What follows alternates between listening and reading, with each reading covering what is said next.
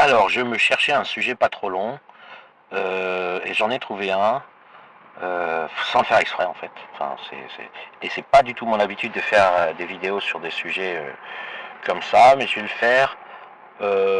D'abord, j'ai bouclé mon enquête, je suis en train de faire les dernières petites vidéos de colmatage de la théorie sur vraiment des points charnières. Et puis j'ai des vidéos longues à faire que personne n'écoutera, enfin qui seront là, mais elles seront archivées, mais qui seront longues et assez difficiles à faire, donc je remets un peu le lendemain, parce qu'en plus il faut transformer ça en texte écrit après. Et là j'ai de la chance, j'ai vraiment de la chance. Je me balade sur Twitter, que des spaces de merde. À un moment donné, je suis allé dans un space, je pensais que ça allait parler politique, ils se connaissent tous, ils sont tous en train de se raconter leur vie privée. Ensuite, je regarde un peu ce qui s'affiche dans ma TL et je vois deux tweets pas loin l'un de l'autre de Maître Macron. Alors il y en a un qui est vraiment étrange parce qu'on dirait une intelligence artificielle qui a tweeté à sa place avec un parallèle uniquement géométrique ou voilà. Donc celui-là je m'en fous. J'ai fait la remarque en réponse écrite et je vais pas commenter ça. Et puis à un moment donné, alors il évoque Retailleau qui aurait fait des déclarations qui seraient proches de l'extrême droite, du RN a priori, enfin je sais plus trop comment ils voient les choses, quand je dis il au pluriel, hein, comment les gens voient et classent les extrêmes droites, dans la mesure où Zemmour a disparu du paysage, en tout cas sur le plan du nombre d'électeurs. Pardon. Mais connaissant la ligne éditoriale de Maître Macronard, qui faisait des spaces presque quotidiens, et sa méthodologie qui consiste à donc prendre tout ce qui passe, enfin beaucoup de choses qui passent dans les médias et à les commenter d'une manière militante, j'ai trouvé, enfin déjà, il me répond jamais, ce qui est normal, hein, je suis quand même shadowban et en plus de ça, je suis pas du tout intéressant comme type de production sur X par rapport à lui, son activité. Parce que j'imagine qu'il doit plus ou moins entendre une fois tous les 3 mois parler de mon compte, mais sans plus, puisque il est exactement, il travaille à l'opposé du système X, puisqu'il fait des vues, il fait des spaces et il fait de la communication politique. Et moi, je fais absolument pas ça, je suis totalement en dehors de ça et totalement apolitique, parce que sinon je deviendrais fou. Hein. Vu toutes les vidéos de lapidation que je regarde, si je faisais de la politique. Mais c'est intéressant parce qu'en fait, je ne m'imaginais absolument pas recevoir de réponse. J'ai déjà répondu à ces tweets comme ça pour caser une phrase ou deux. Et il m'a donné une gigantesque occasion de traiter un sujet dans mes archives, parce qu'il qualifie deux bords extrémistes de populistes. Alors, peut-être le mot magique, c'est que j'ai mentionné, enfin vous savez quand on dit, j'ai mis Ercilia Soudé sort de ce corps, pour la blague dans un film que fait, je sais plus qui d'ailleurs, Dubosc je crois, en disant Coluche sort de ce corps, et c'est un des moments qui m'a fait le plus rire au cinéma, et pourtant c'est un film très moyen, voire un navet, mais je ne m'en suis pas remis de rire, j'ai rigolé pendant une demi-heure après avoir vu cette blague, et du coup je la refais de temps en temps. Alors, hier, je l'ai fait à Ercilia Soudé, justement, donc je l'avais en tête. Et elle a fait un de ses tweets de gabine de 7 ans d'âge mental, et je lui ai répondu, Coluche sort de ce corps.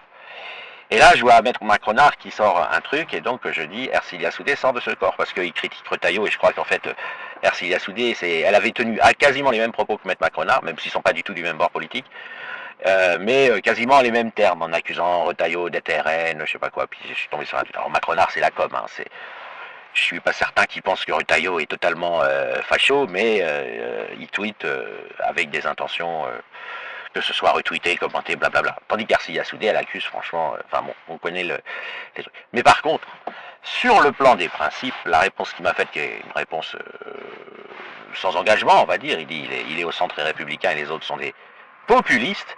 Alors là, ça fait tilt et je fais une vidéo. Ni l'extrême droite, ni LFI ne sont populistes.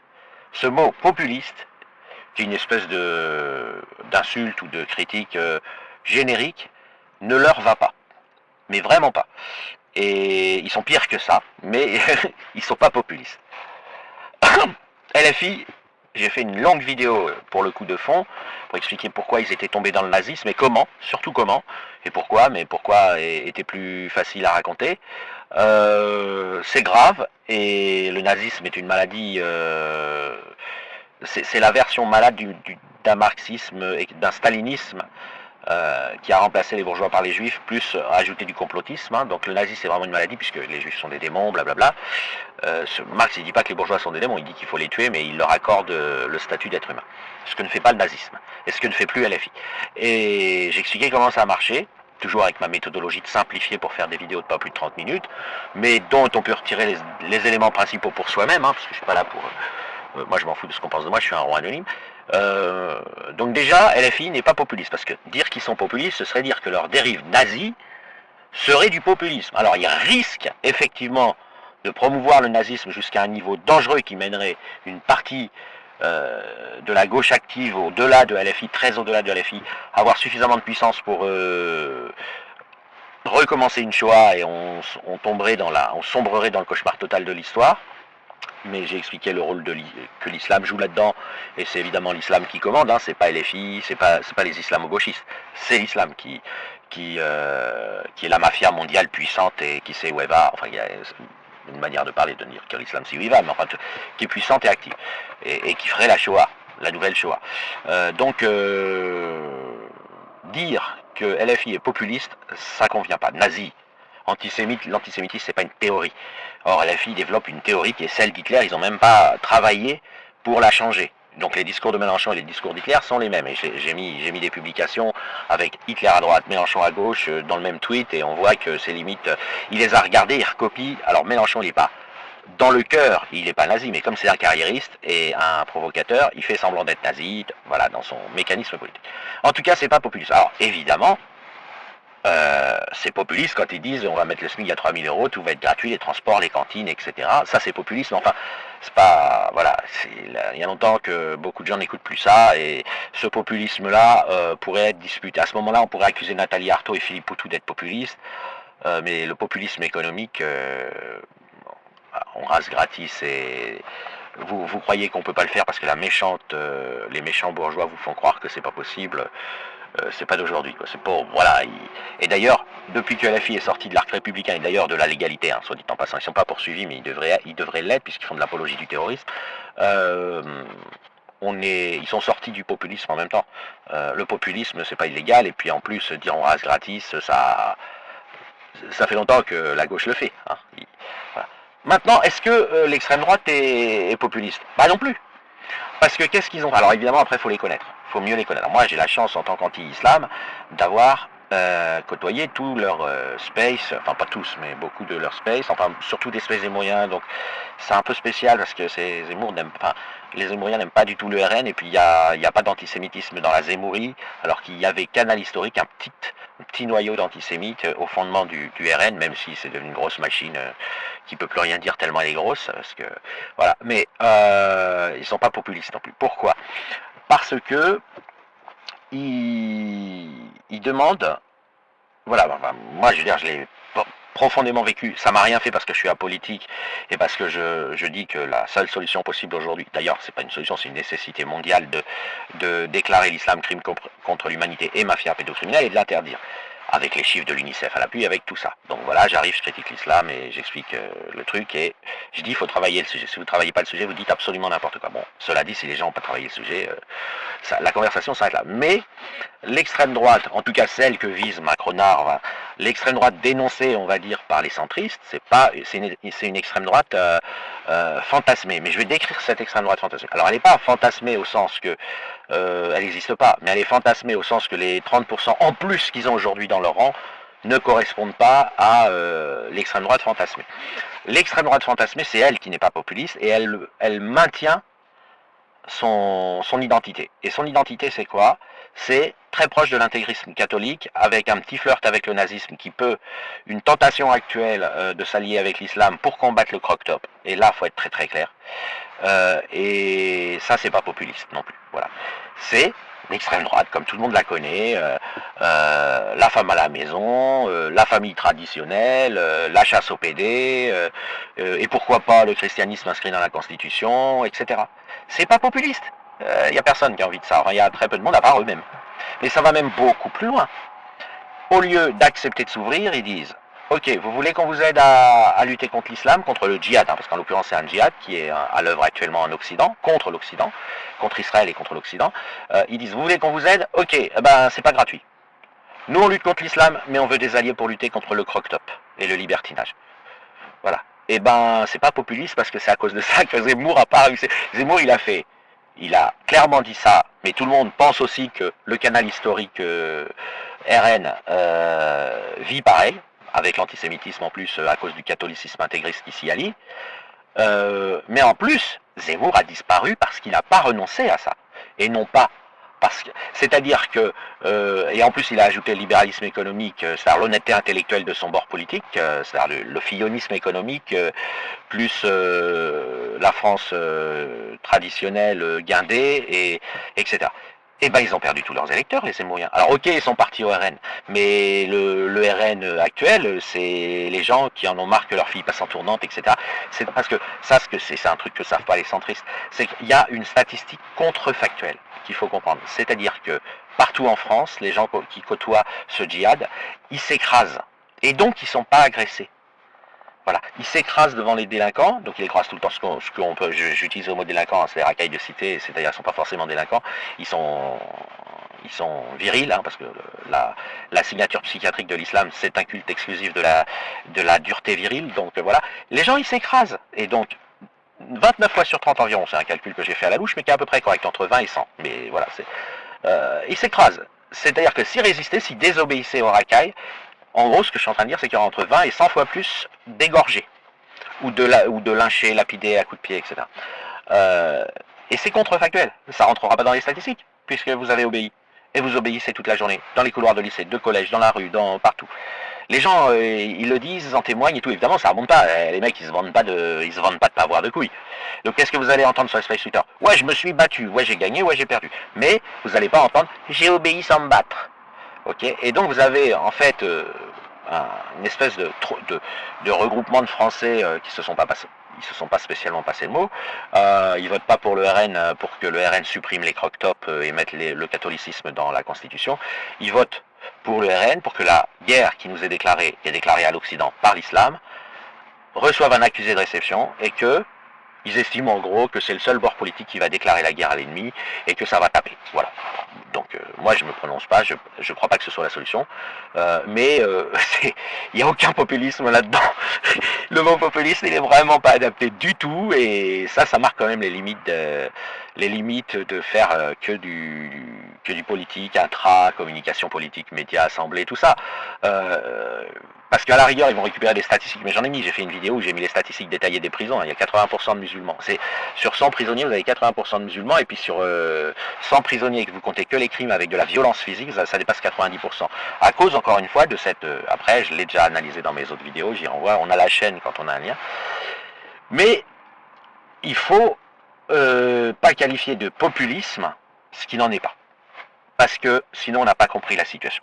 Aujourd'hui, le populisme, il est au centre. Le populisme, il dit, ouais, l'état de droit, les droits de l'homme, tout ça, vous savez, c'est important. Mais ça, on est tous d'accord. Les gens, en fait, ils se disent, ouais, mais le problème, c'est que ça marche pas vu la situation. Voilà. Moi, je veux pas, je dis, pas moi, c'est pas moi qui parle, hein, je dis, le citoyen français moyen, il se dit, je veux pas continuer pendant 10 ans de freiner dans un centre-ville, parce qu'il y a 3 racailles qui ont décidé de ne pas regarder avant de traverser et qui pensent qu'ils sont invincibles et que les voitures vont freiner. Un jour, je vais en écraser un. Je ne veux pas continuer, quand il me double dans la queue du McDo ou à la boulangerie, de rien dire parce que je sais que sinon il va me taper dessus. Je veux pas que ma fille ne puisse pas plaquer son petit copain parce qu'il est musulman.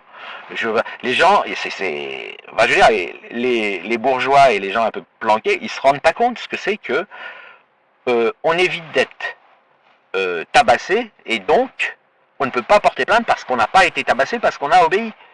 Je veux dire, je veux pas continuer pendant 10 ans à filer 20 euros. Voilà, j'ai un Lacostéen, il arrive, ah bonjour madame, j'aurais besoin de 20 euros, je vous les rends demain. Le mec, il a limite un sourire cynique sur le visage et la dame, elle sort à 45 ans, mère de famille, tranquille.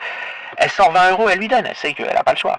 Et ça arrive tout le temps sur les parkings de supermarchés, dans les stations essence, dans les aires d'autoroute, tout ça, c'est continuel. Derrière, est-ce qu'elle va au commissariat en disant voilà, y a un mec qui m'a volé 20 euros. L'agent de police, qu'est-ce qu'il dit? Il dit, vous avez dit non. Bah en fait, voilà, vous voyez ce que je veux dire, c'était un rebeu, il avait l'air un peu, voilà, de pas rigoler, alors, attendez madame, non seulement vous n'avez pas refusé, donc vous lui avez donné de votre plein gré, mais en plus vous tenez des propos racistes. Ah oui, ça, si vous voulez, c'est ça qui va se passer. Donc vous n'allez pas les avoir, vous n'aurez pas les statistiques au ministère de l'Intérieur.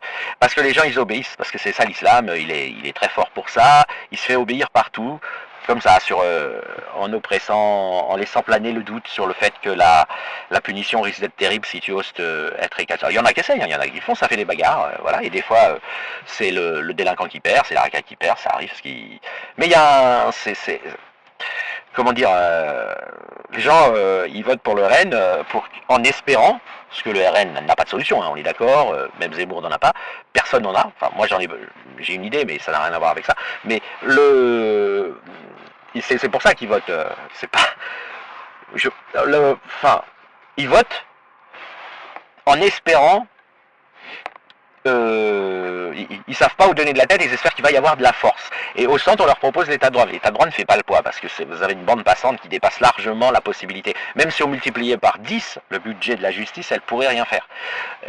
Il faut des mesures qui soient collectives. Parce que, bah ouais, on peut faire appel, et puis les juges, ils sont, voilà. Les juges, enfin bref, l'état de droit, quoi. L'état de droit n'a pas de capacité de répondre à un état de guerre. Euh, donc, si vous pensez si vous en êtes encore à l'époque où vous pensez que c'est populiste, enfin oui, non, si, le RN est populiste, mais pas de la manière dont c'est décrit. Il est populiste parce qu'il dit rien et il laisse fantasmer les gens sur une supposée capacité à déployer de la force, alors il va pas chier par magie une multiplication par 10 des forces de l'ordre. Voilà, il y en a, je sais plus, 100 000, un truc comme ça, 150 000 en France. Il en faudrait au bas mot 2 ou 3 millions actuellement. Voilà, donc il aura beau embaucher massivement des gens, ça va pas changer grand chose, il n'y aura pas le temps de les former, il n'y a pas les budgets pour les former, etc.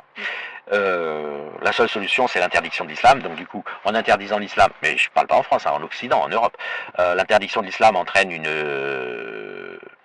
une cassure nette dans le monde musulman entre les vrais méchants et les laïcs iront du côté occidental, les méchants sortiront les haches et les couteaux et nous ferons la guerre, au moins ce sera clair et net. Mais personne n'a l'air de vouloir le faire, en plus c'est compliqué, ils font du chantage, ils ont infiltré l'Union Européenne, ils ont mis un islamiste à la tête de la CPI, enfin vous voyez, la mafia islam, elle est puissante. Voilà, en tout cas, non, il n'y a rien de populiste, tout est très tendu, et les thèses, et encore une fois, je le dis, si l'extrême droite a perdu, c'est pas...